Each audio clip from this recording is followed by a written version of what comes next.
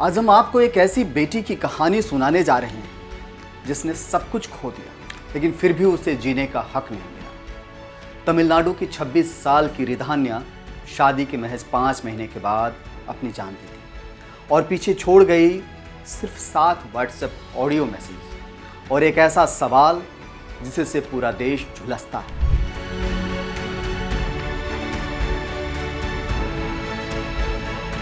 आखिर एक बेटी दहेज के नाम पर क्यों मर गई? नमस्कार, मेरा नाम है नीरज शर्मा और आप देख रहे हैं ONOG न्यूज़। रिधान्या की शादी बड़ी धूमधाम से हुई थी। दहेज में दी गई 70 लाख की SUV कार और 800 ग्राम सोना। लेकिन शादी के बाद शुरू हुआ मानसिक उत्पीड़न। आए दिन ताने, अपमान और फिर जून की उस रात रिधान्या ने अपने कमरे में फंदा लगा लिया।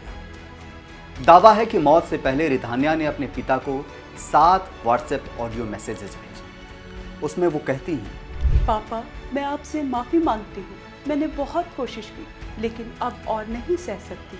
मैं थक चुकी हूँ। उन्होंने कहा तुम्हारे बाप ने हमें दिखावे के लिए गाड़ी और सोना दिया, दिल से कुछ नहीं किया। एक बेटी जो अपने पिता से माफ़ी मांग रही है उस अपराध के लिए जो उसने किया ही नहीं। सवाल उठता है, क्या दहेज अब एक सौदेबाजी से आगे मानसिक यातना का जरिया बन गया है? पुलिस ने इस मामले में FIR दर्ज कर ली है। रिधान्या के पति और ससुराल वालों पर भारतीय न्याय संहिता की धारा 85 और 80 समेत कई धाराओं में केस दर्ज हुआ। लेकिन सवाल है कि क्या अब भी न्याय मिलेगा या फिर एक और फाइल, एक और बंद कमरा और एक और बेटी की सशक्ति आंसू बस फाइलों में बंद होकर के रह जाएगी। रिधान्या अब इस दुनिया में नहीं है।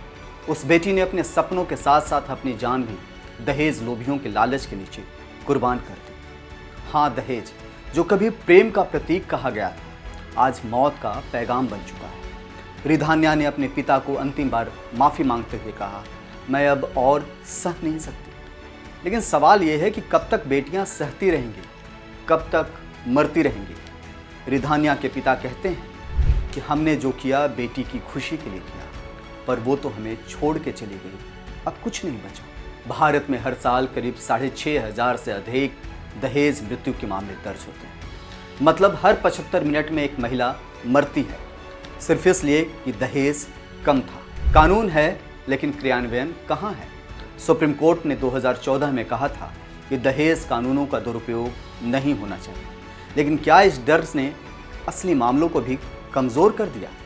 रिधान्या चली गई, पीछे सिर्फ सवाल हैं, आंसू हैं और एक न टूटने वाला दर्द है जो उसके पिता झेल रहे हैं, उसका परिवार झेल रहा है। रिधान्या जाते जाते कई सवाल छोड़ गई है इस समाज के सामने कि आखिर ये बेदर्द समाज कब तक रिधान्या जैसे लोगों की जान लेता रहेगा। ONOG न्यूज़ की अपील है कि दहेज को संस्कार समझना बंद कीजिए, ये हत्या की शुरुआत है। मेरा नाम है नीरज शर्मा और ये थी ONOG न्यूज़ की जिम्मेदार खबर। रिधान्या की आत्मा को शांति मिले और समाज को चेतना, यही हमारी आखिरी शब्द है। तब तक के लिए जय हिंद, जय भारत, नमस्कार।